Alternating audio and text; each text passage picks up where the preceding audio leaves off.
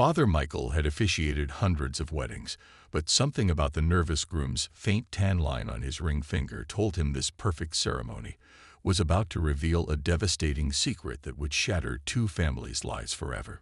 The interior of St. Mary's Cathedral was a vision of elegance. Sunlight streamed through stained glass windows, casting colorful patterns across white rose arrangements. Guests filled the pews, murmuring with anticipation as a string quartet played softly in the background. Sarah Turner stood in the church vestibule, her wedding gown cascading around her in waves of ivory lace. At 32, after a decade-long relationship with James, she was finally getting married. Her father Robert stood beside her, his eyes glistening with pride. "I can't believe this day is finally here, Dad," Sarah whispered, smoothing down her veil. "Everything looks perfect." Robert squeezed his daughter's hand. "You deserve every happiness, sweetheart. James is a good man. I've never seen you so happy as you've been with him." In the groom's quarters, James Gardner adjusted his boutonniere with trembling fingers. At 34, he had built a successful career as an architect and won the heart of the woman he loved. Yet something about his expression seemed tense, almost haunted. "You okay, man?" asked his best man, Derek. "You look like you've seen a ghost." "I'm fine," James replied quickly. "Just wedding jitters." Father Michael Donnelly prepared for the ceremony in the sacristy. He had known the bride's family for years, though the groom was somewhat new to the parish. As he reviewed his notes for the ceremony, he couldn't shake a vague sense of disquiet. The cathedral filled with the rich tones of the organ as the wedding party made their way down the aisle. Bridesmaids in powder blue, groomsmen standing tall. Everything proceeded according to plan. James waited at the altar, his posture rigid but his smile in place. When Sarah appeared at the entrance on her father's arm, gasps of admiration swept through the congregation. James's face softened at the sight of her, though his hands remained clenched at his sides.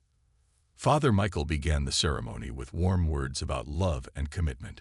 "Dearly beloved," he intoned, "we are gathered here today to witness the union of Sarah Elizabeth Turner and James William Gardner in holy matrimony." As the priest continued, his gaze kept returning to James. Something about the groom's manner didn't sit right with him. A nervousness beyond typical wedding anxiety, a darting glance toward the doors every few minutes. Father Michael had performed hundreds of weddings in his 20 years as a priest, and he had developed an intuition about these things. Marriage is not to be entered into lightly. Father Michael continued, studying James's face, but with reverence and careful consideration. The ceremony progressed to the exchange of vows. Sarah's voice rang clear and sure as she promised to love and cherish James for the rest of her days. When it was James's turn, his voice wavered slightly. Father Michael was about to proceed to the ring exchange when he noticed a small detail that made him pause.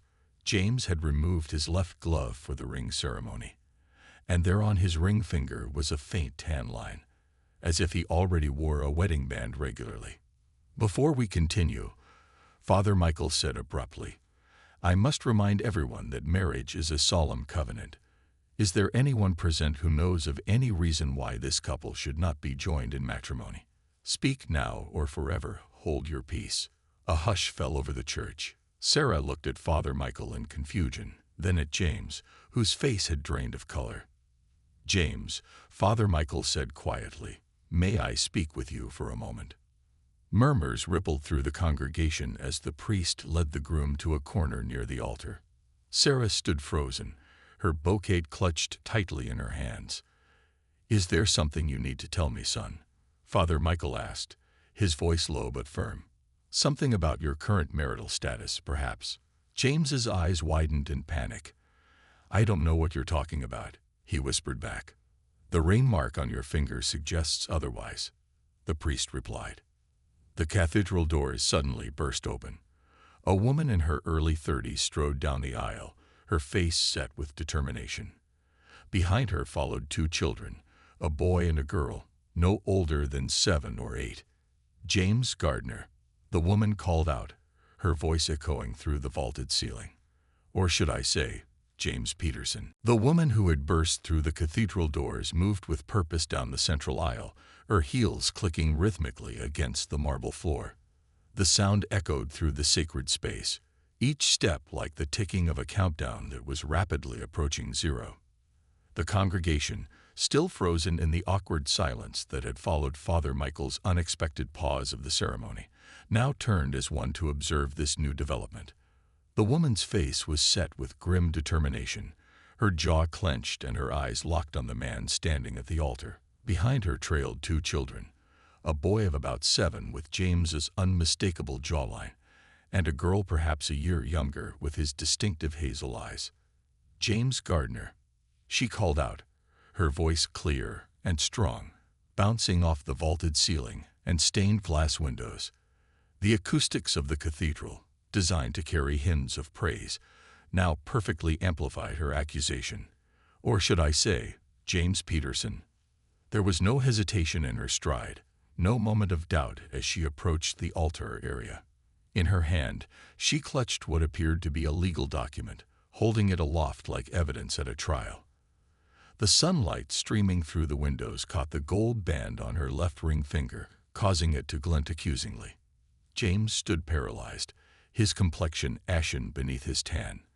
Whatever color had remained in his face after Father Michael's initial questioning now drained away completely, leaving him looking like one of the marble statues that adorned the cathedral's niches.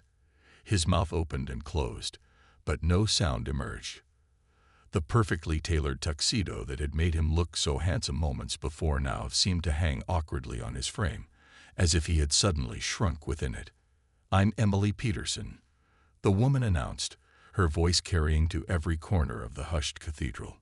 She was attractive in a natural way, dressed in a simple but elegant blue dress that somehow made her intrusion all the more dramatic. She hadn't come in anger or chaos, but with composed purpose.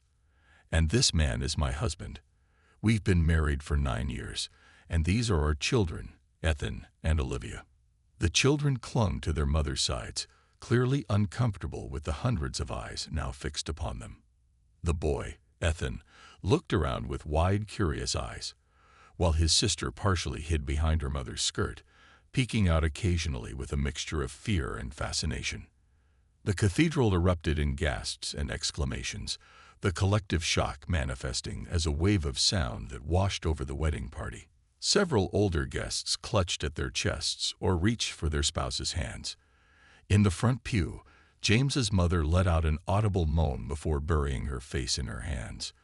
His father sat rigidly upright, his expression unreadable but his complexion nearly as pale as his son's. Sarah, still standing at the altar in her magnificent gown, the product of 6 months of fittings and alterations, stumbled backward as if physically struck by Emily's words. Only the quick reaction of her maid of honor, Jessica, prevented her from collapsing entirely. Jessica's arm went around Sarah's waist, providing physical support even as her own face registered complete shock at the unfolding scenario. "James." Sarah's voice was barely audible, a fragile whisper that nonetheless carried in the sudden stillness that had followed the initial commotion. Her question hung in the air, laden with 1,000 unspoken others. What is she talking about? All eyes turned to James, who stood trapped between his past and his imagined future. The weight of hundreds of stairs seemed to physically press down on him, causing his shoulders to hunch forward slightly. Sweat beaded visibly on his forehead, despite the cathedral's cool interior. For a man who had meticulously planned and balanced 2 separate lives for years, he now appeared utterly without a plan or defense. "Sarah, I can explain," he finally managed, his voice cracking on her name. But the words that followed seemed to evaporate before they could form, leaving the promise of an explanation hanging incomplete. "Explain," Emily interrupted, taking another step forward. Her composure was impressive, but not complete. Beneath the controlled exterior, currents of pain and rage were visible in the slight trembling of her hand and the tightness around her eyes. "Explain how you've been living a double life, working in Chicago during the week as James Peterson, family man, and spending weekends here in Boston as James Gardner, bachelor architect. The precision of her knowledge left no room for denial. Several guests gasped anew at this revelation, and a murmur rippled through the congregation as people quickly pieced together the implications. James's frequent business trips, his mysterious Monday to Friday disappearances that Sarah had always accepted as part of his demanding career, all now cast in a sinister new light. Father Michael stepped forward, his ecclesiastical robes rustling softly. His face held a complex mixture of emotions: the gravity of the situation, compassion for those hurt by it, and the weight of his responsibility as both spiritual leader and officiant of what had nearly been a fraudulent marriage ceremony. "Mr. Gardner, or Mr. Peterson," he said, pausing briefly on the dual identity with neither accusation nor judgment, though the implication was clear. "Is this true?" The question hung in the air, though the answer was already written across James's defeated posture. For several agonizing seconds, he remained silent, as if calculating whether there remained any possible escape from his collapsing house of cards. Finding none, his shoulders slumped further. Unable to maintain the lie any longer in the face of such irrefutable evidence, James nodded his head in a gesture of surrender. "I never meant for it to go this far," he said, his voice breaking.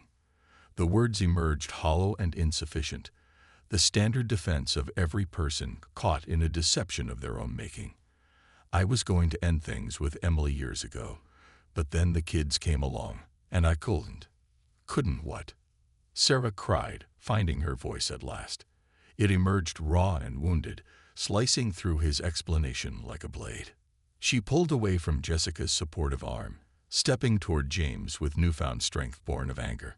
Her wedding gown dragged heavily across the floor, the beating that had caught the light so beautifully earlier now seeming to weigh her down like chainmail. "Couldn't choose. Couldn't be honest. We've been together for 10 years, James."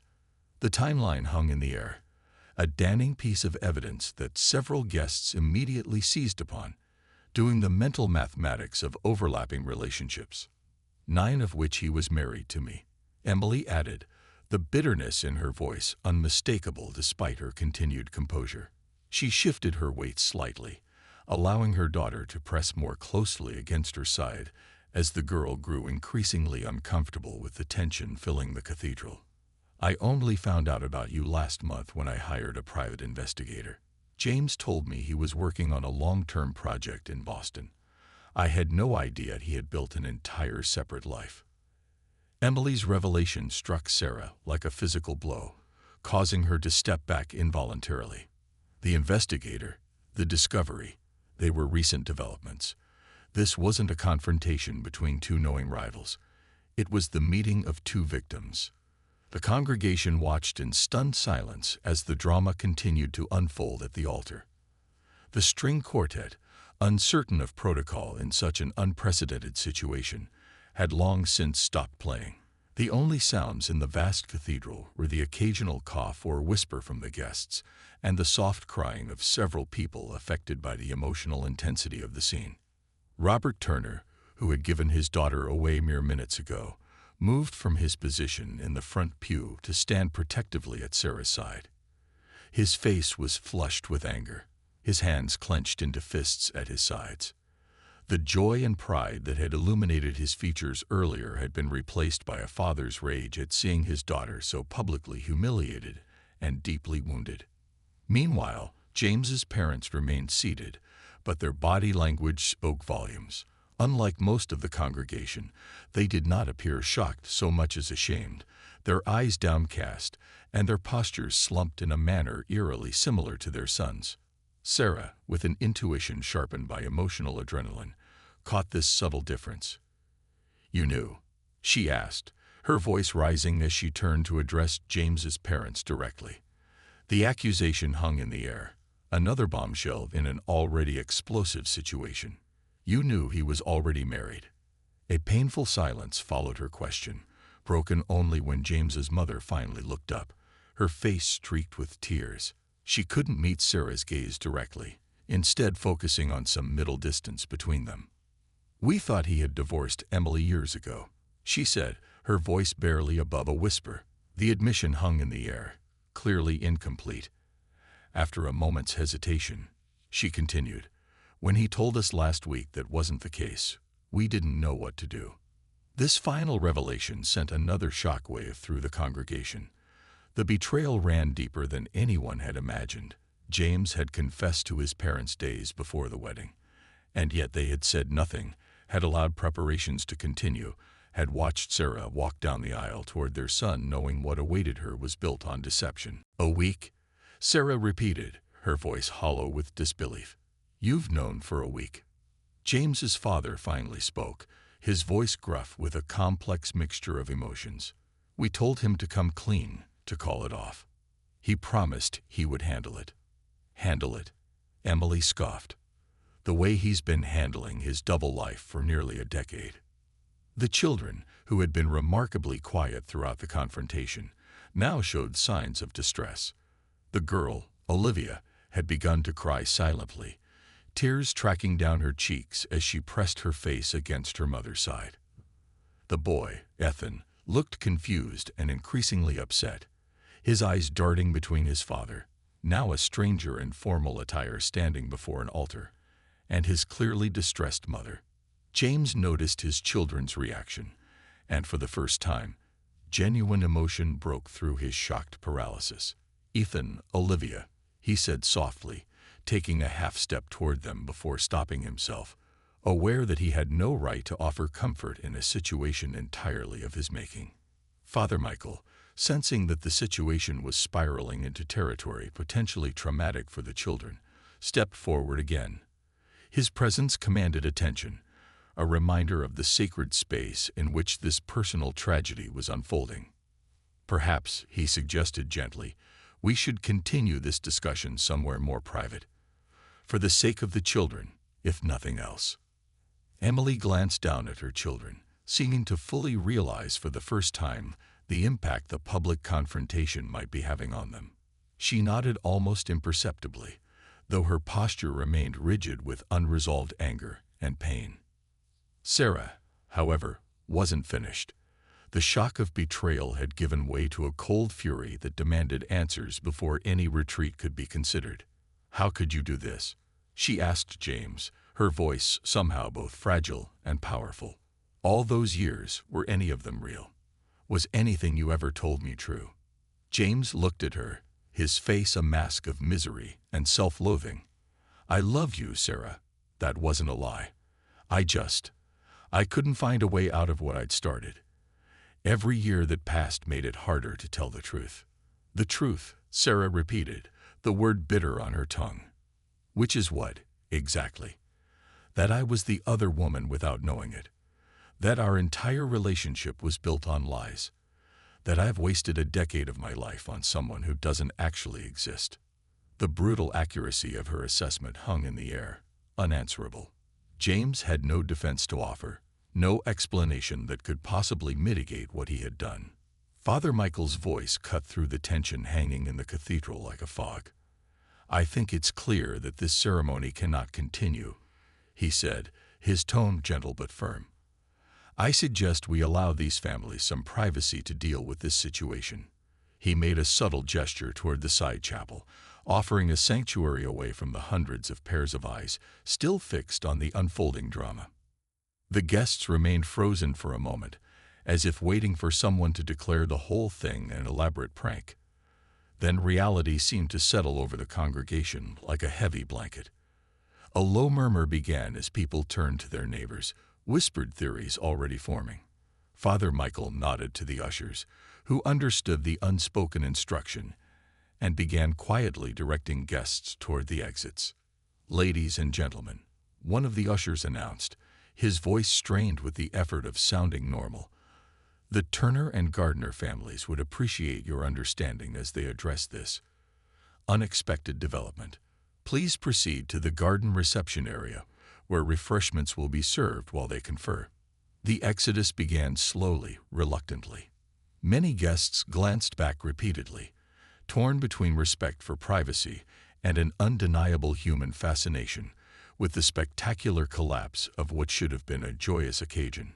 James's college friends lingered longest, exchanging bewildered glances, their expressions a mixture of shock and dawning anger as they realized how thoroughly their friend had deceived them all. As the cathedral gradually emptied, the acoustics changed. The vast space, designed to amplify hymns of worship, now seemed to magnify every small sound. The rustle of Sarah's wedding dress as she sank onto the front pew, the quiet sniffling of James's mother, the whispered reassurances Emily offered her frightened children. Sarah sat motionless, staring straight ahead at the altar where, moments earlier, she had expected to become Mrs. James Gardner. The enormity of what had happened hadn't fully registered.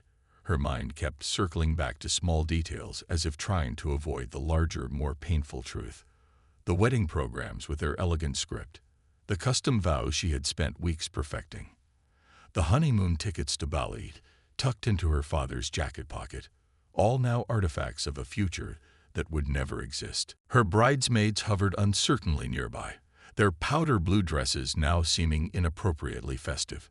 Jessica, her maid of honor and oldest friend, finally approached and sat beside her, saying nothing but taking Sarah's cold hand between her warm ones. The simple gesture broke something in Sarah, and she began to shake, though no tears came yet. Across the altar area, Emily stood with her children gathered close.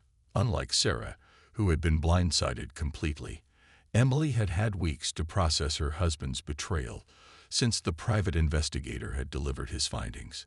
Her shock had long since hardened into a determined resolve, though witnessing Sarah's devastation had stirred fresh pain.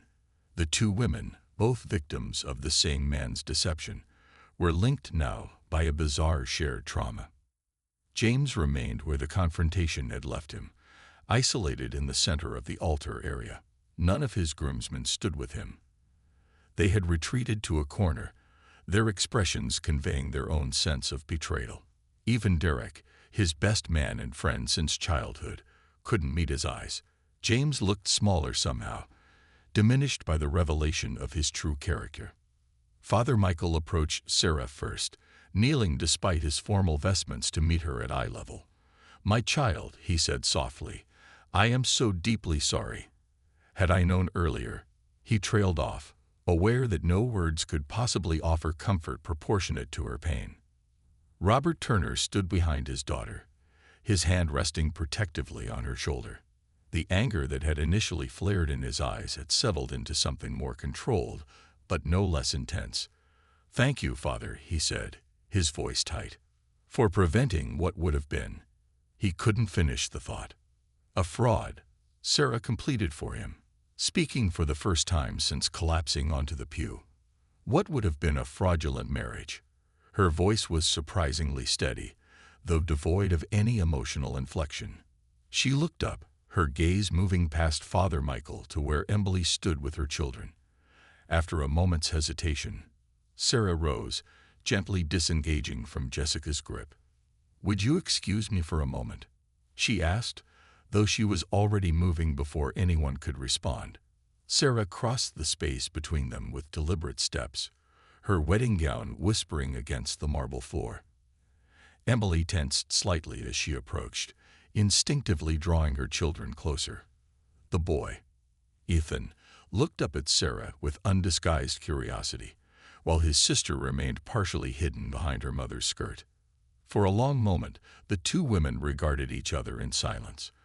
They were different types, Sarah tall and willowy with carefully highlighted blonde hair, Emily more petite with natural brunette waves. Yet in their expressions, there was a striking similarity, the look of someone forced to reassess everything they believed to be true.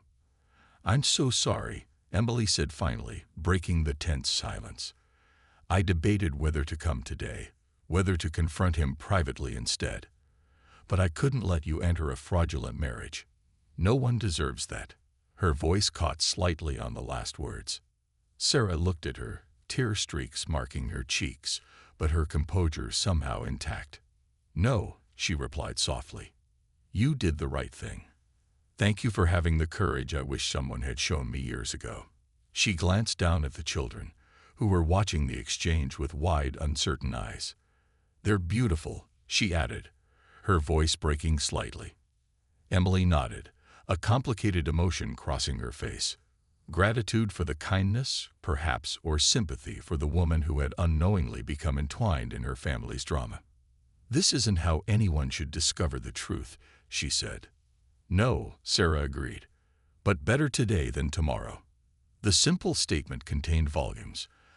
Acknowledgement of a narrow escape from a legally binding union with a man who had already made those sacred vows to another.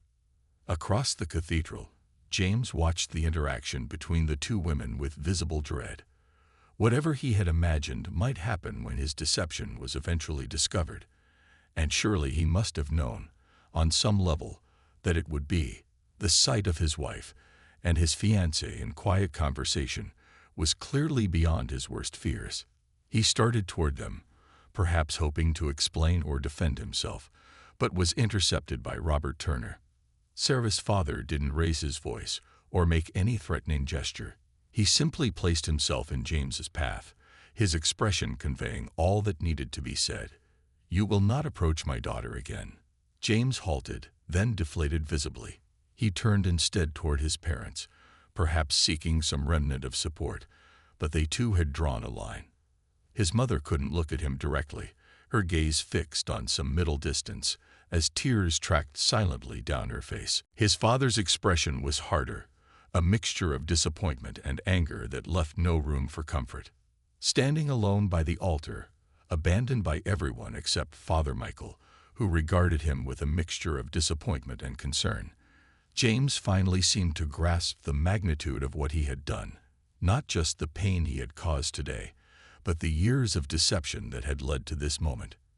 "You have caused tremendous pain today," Father Michael said quietly, having approached while James was surveying the wreckage of his relationships. "To those who loved and trusted you most." James nodded, unable to form words through the tightness in his throat. "But even in this," the priest continued, "there is a path to redemption. It begins with complete honesty and accepting the consequences of your actions." James looked up, a flicker of hope, or perhaps just desperation, visible in his expression. "How do I even start to make this right?" Father Michael's response was gentle but uncompromising. "Not with thoughts of making it right. Some things broken cannot be repaired to their former state. You begin instead with truth. Painful, complete truth, and allow those you've hurt to determine what role, if any, you may have in their lives going forward." On the other side of the cathedral, Sarah had returned to her father's side. Robert wrapped his arm around her shoulders, drawing her close as if he could physically shield her from further pain. "I want to go home, Dad," she said quietly. Robert nodded, gesturing to Jessica to gather Sarah's things. "Of course, sweetheart. Let's get you out of here." As they prepared to leave, Emily approached with her children. "Sarah," she said hesitantly, "I know this isn't the time, but..." She pressed a business card into Sarah's hand. "If you ever want to talk, someone who understands." Sarah looked down at the card, then back at Emily. A silent communication passed between them, an acknowledgement of their shared experience and the difficult path ahead for both. "Thank you," she said simply, slipping the card into her bouquet. Outside the church, as the wedding party regrouped and guests milled about in confused clusters, Robert Turner approached Father Michael, who was overseeing the orderly departure of the congregation. "How did you know?" he asked, genuine curiosity breaking through his anger and concern for his daughter. "What did you notice about James that made you stop the ceremony?" Father Michael sighed, removing his ceremonial stole as he considered the question. Many small things that added up. His nervousness beyond typical wedding anxiety, the way he kept checking the doors as if expecting something. But mostly, he added, it was the tan line from another wedding ring, one he had clearly removed recently.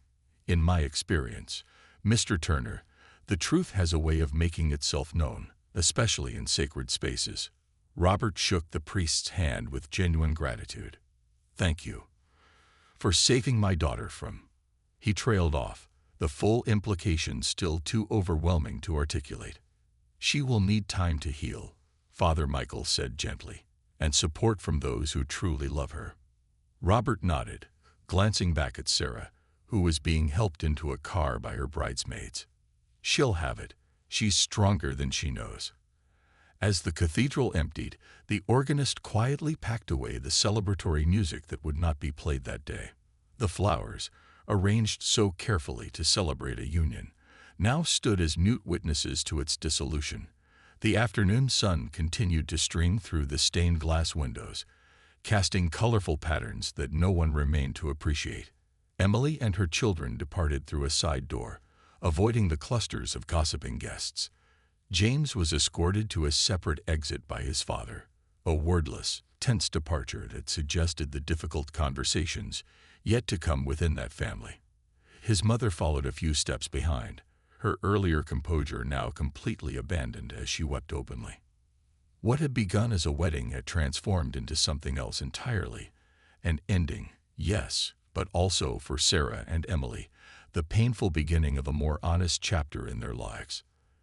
The cathedral stood silent, having witnessed countless unions over its long history, but perhaps never a non-union quite like this one. A ceremony stopped not by a dramatic objection from a jilted lover, as in films, but by the quiet observation of a perceptive priest who noticed something as simple and damning as a tan line where no tan line should be. By evening, the cathedral had been restored to its usual serene state. The flowers had been donated to a local hospital. The rented chairs were stacked and waiting for pickup. Only Father Michael remained, kneeling before the altar in prayer. For Sarah in her pain, for Emily and her children in their upheaval, and yes, even for James in his disgrace.